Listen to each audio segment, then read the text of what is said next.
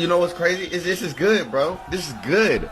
But why not put this energy into a job or something? Like,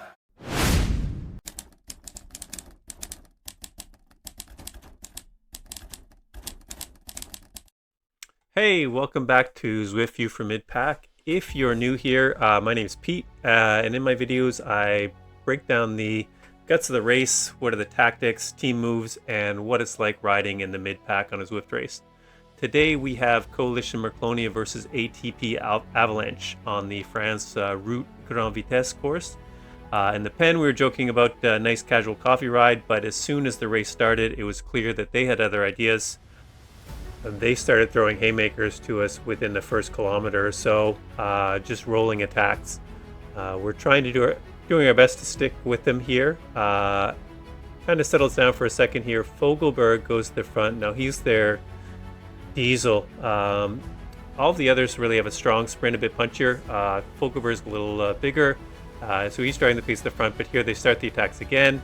I'm doing my best to try to shut them down. But at a certain point we've only got so much. Thankfully Tim came over there to close that gap as I was having some trouble.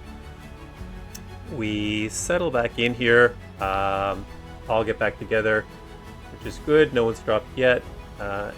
In a way it's good that they were attacking and making the race a little bit more interesting with the rolling attacks. They could have taken it just to a bunch sprint, and they had a much stronger sprinting squad than we did, so this made it for a bit more of a fun race. I'm going to slow it down here in a second. You'll see a name disappear off the group there. Kroll has dropped his ghost. You see the shadow up the road. He's gone. I don't want to chase, but I've got a ghost and I drop it here to make them chase, and I can sit on their wheel. Hopefully they drag me back, but it didn't last nearly as long as I wanted to, and they pulled up and stopped the chase. So here we just made the decision, let him go. He's much stronger than us, and we'll just battle the 4 versus 3 back here. So everything's settled in from this point up until the Aqueduc. So I'm just going to skip ahead. Here we are going through the sprint banner just before we go up the Aqueduc KOM. The plan here was for the 4 of us to go for an all-out 30-second effort up the Aqueduc KOM, see if we could drop one of theirs, maybe make it 3 versus 3, help with our numbers a little bit. Brent's up on the front, setting a tempo, getting us ready to go. And we just plan to go right after the banner.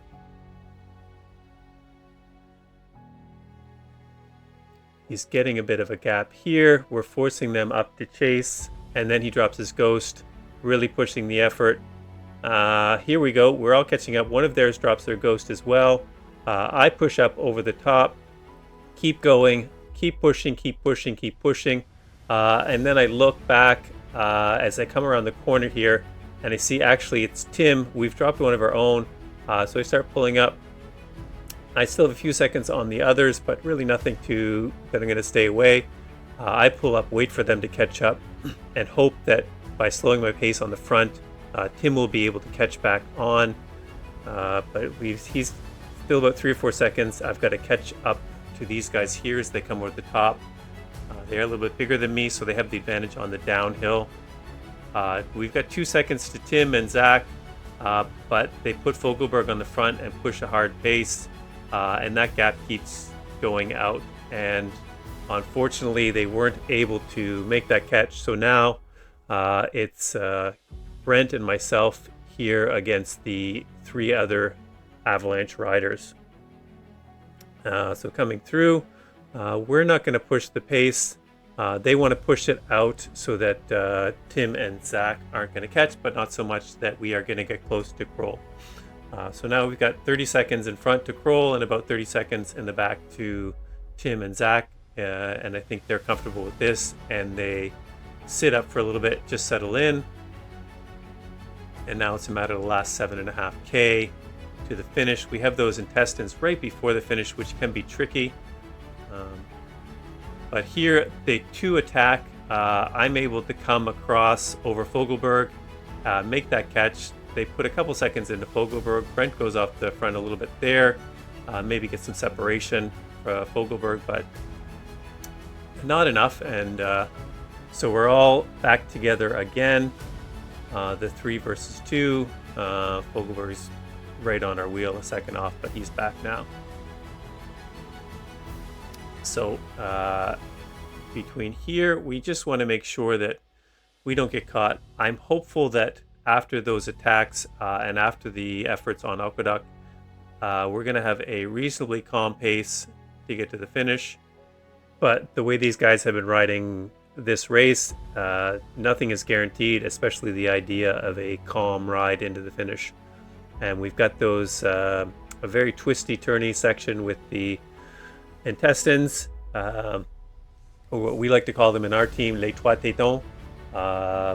So we want to make sure that we're not falling back. I'm trying to stay on the second wheel here so that I am ready to go with any moves that go.